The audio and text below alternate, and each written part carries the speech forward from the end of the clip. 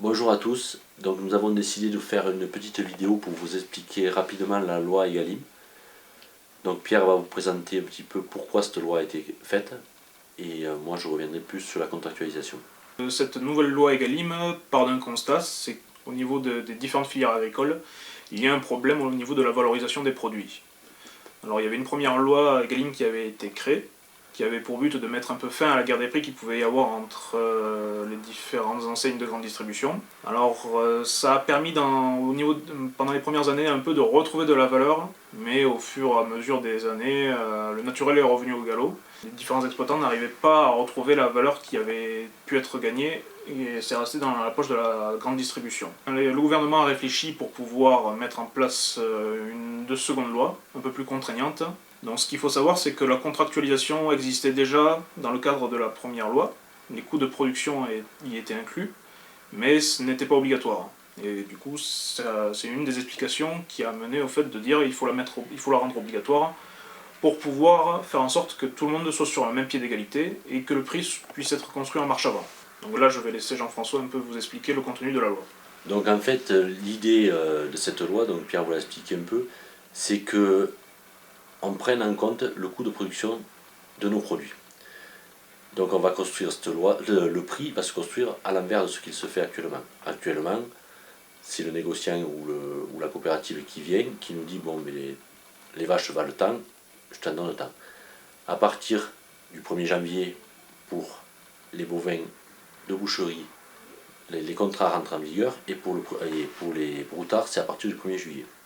Donc à partir de ces deux dates, chaque exploitation qui aura fait un contrat aura une méthode de calcul de marquer sur son contrat.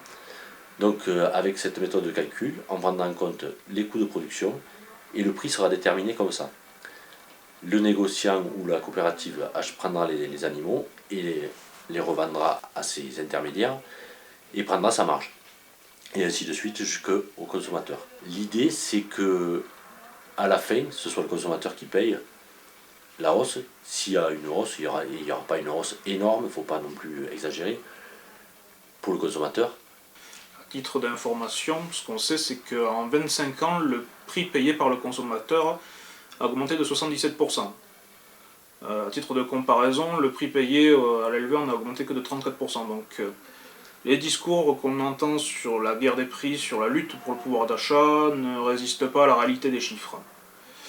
Donc c'est pour ça qu'on pense que bien qu'on ait une augmentation de 1 euro sur le kilo carcasse, ça sera une augmentation que le consommateur sera prêt à payer. Et si jamais on constate une diminution de la consommation, ce qu'il faut savoir, c'est que le nombre de vaches allaitantes a déjà largement diminué en France depuis maintenant plusieurs années. Il est même possible de constater une baisse de la production de viande. Je m'explique. À l'heure actuelle, beaucoup d'agriculteurs essayent de produire au maximum de leur capacité pour arriver à pouvoir en sortir un revenu décent. Mais si de même le prix payé au kilo augmente, il est possible que certains préfèrent diminuer un peu le nombre de vaches présentes sur leur exploitation, notamment dans ces contextes de sécheresse à répétition où l'autonomie fourragère a plutôt tendance à diminuer. Donc, et aussi pour se soulager au niveau de leur charge de travail. Dans le contexte actuel où on a une augmentation énorme des charges, la prise en compte du coût de production, ça va être une bulle d'oxygène pour nos exploitations.